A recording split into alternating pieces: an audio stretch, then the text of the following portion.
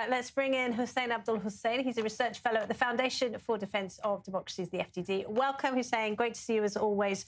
So we're just talking about what is happening inside Gaza right now. As Ariel's just been explaining to us, you've got thousands of Palestinian Authority forces getting ready to take over. But as we can see, inside Gaza, Hamas has no intentions of giving up its weapons. It is brutally repressing anyone it suspects of trying to stand up to its rule. What is your outlook for the immediate future in the Gaza Strip?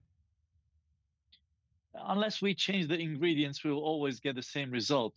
And this Sharm el-Sheikh peace deal has the same ingredients as before October 7. We still have Qatar and Al Jazeera as the main sponsors and players, which means that Hamas, already still in Gaza, will remain in Gaza. So unless we have a major shift, not only in the players inside of Gaza, but also in the international sponsors and regional sponsors outside of Gaza, then I don't see any major shift. Now, you were just saying that the IDF and Hamas share the strip half and half. The half where the IDF controls, if this is not going to be a buffer zone, then this might allow the Gazans who are not with Hamas to start rebuilding. And then you will have two models living side by side.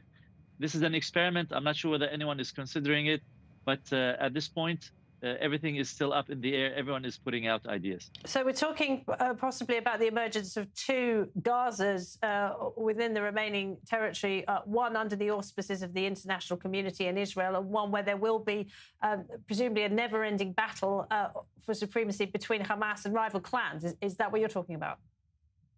Well, it'll be more isolated, the Hamas pocket, and it's more disconnected because now it will not have a border. It will not share a border with Egypt like Hamas used to do before October 7.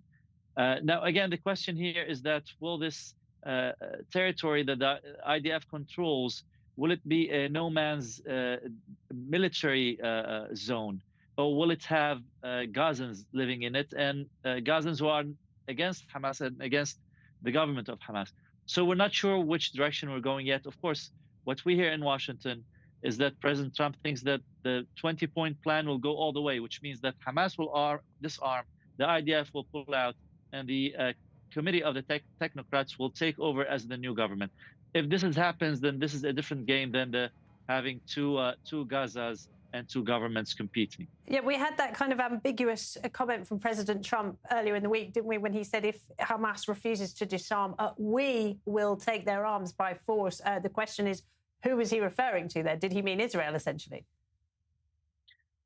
I think over the past 2 years, whenever the president of the United States says anything military, it ends up being Israel doing it. All of the American diplomacy, whether in Lebanon or Gaza or even in Syria, all of this has come on the back of Israeli muscle, blood, and treasure.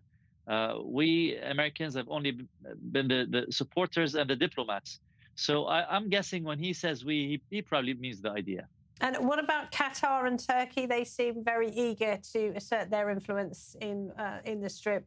What do you think about their intentions? And what about this, albeit off-the-record complaint from sources in Saudi Arabia about Qatar's influence? Well, I think Qatar has been fighting all the time to keep Hamas. And I think this is one of the reasons why the war went for so long. That's mainly because Qatar refuses to be dislodged or refuses to see Hamas dislodged. And the idea is that we replace Qatar and Turkey with the more moderate Arab capitals and their proteges inside of Gaza, their Palestinian proteges. I'm not sure whether the Saudis are saying this out loud or not, but this is a feeling that they share in the Gulf. Look at the Sharm el-Sheikh summit.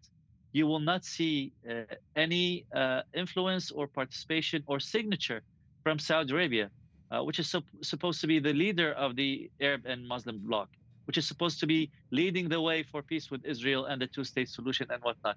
And yet, there's nothing Saudi Arabia there except for the shy participation of their foreign minister.